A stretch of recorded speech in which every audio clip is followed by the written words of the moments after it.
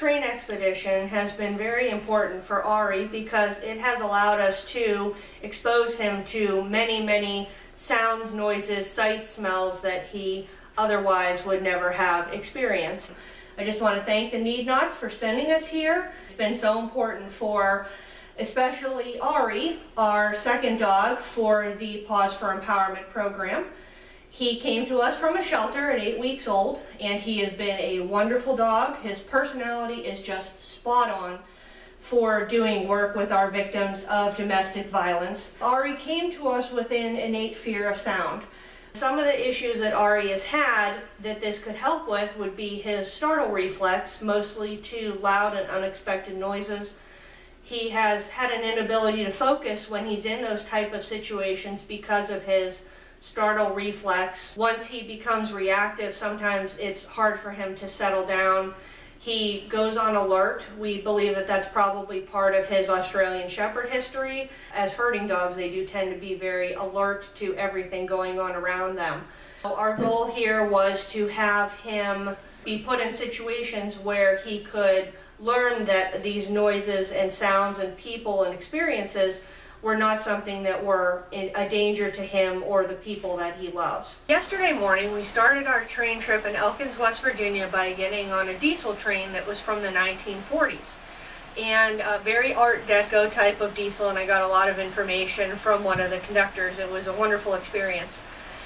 We started off by sitting at tables with chairs in a coach car that was over 100 years old, and we enjoyed that ride for a little bit, but then I realized that there was a car where you could actually see out in the back. We let Ari settle down a little bit inside the coach car, get used to the rocking of the train. The only real noise that we heard on that train was the clanking of the cars and also the whistle and bells when we did crossings. Once he was settled, we transitioned from the coach car back to the what would be a baggage car and had some open air sides. At first he was a little bit nervous about getting anywhere near the open air sides of the vehicle, of the train car. But as we spent more time there, he became more comfortable with that, as well as more comfortable with the people that were bustling about getting ready to make lunch for us. We stopped at the High Falls of Cheat, where Ari got to do one of his favorite things, which is explore nature. He got a drink of some lovely creek water, and then we got back on the train and finished our journey to Spruce, which is where we picked up the steam train. And the steam train was a Shea steam train, which was built to haul logs off the mountain here in Cass, West Virginia. We boarded open air cars, again with about a total of 150 people. We first went up the mountain to Bald Knob. Ari was quite nervous at the beginning of this. There was a lot of noise from the steam train. The steam train releases steam quite often, as well as the loud chuffing, and there's a lot more squeaking in general. This train made a lot more noise than the other one. So on the open air train, when we first boarded, Ari was quite nervous. He did not want to relax, and he was very nervous moving about the open air car.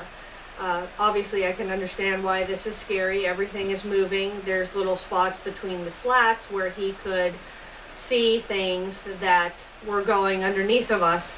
And obviously that was concerning. I think that if I was unable to understand the situation, I would have been quite nervous as well.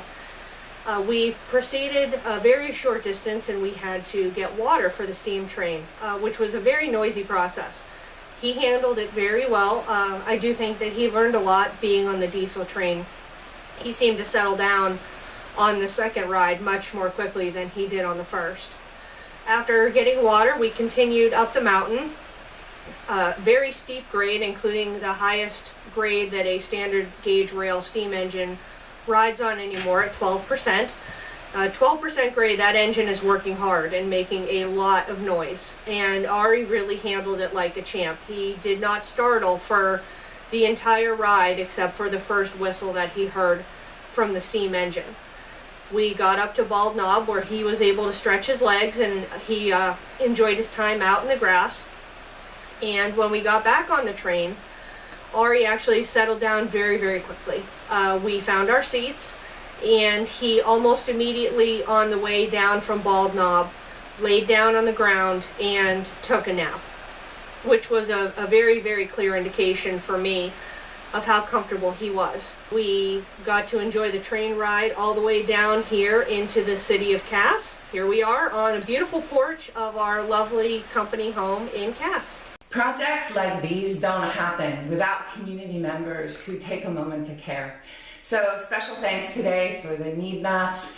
They have been an active partner in all the work that we've done with Crisis Center North's Paws for Empowerment program. At every moment when we've needed training assistance, the Need-Nots have been there. We thank also Verizon.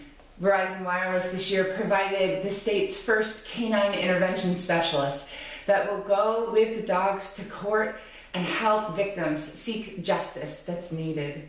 And we thank especially FedEx, a community partner that has been involved with our dogs and many other aspects of our organization.